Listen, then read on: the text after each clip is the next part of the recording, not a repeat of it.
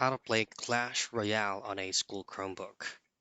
Now in this video, I'll provide you one specific resources so that you can still play Clash Royale using your school Chromebook.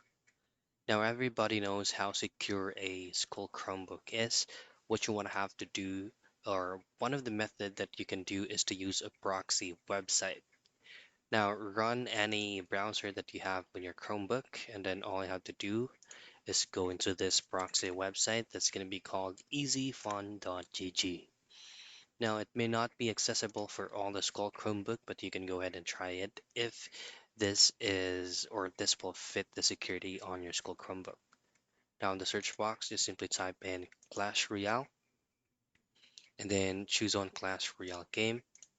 And from here, you can choose to install this on your Chromebook, or you can choose to play now directly from this proxy website. And that's how you play Clash Royale on a school Chromebook.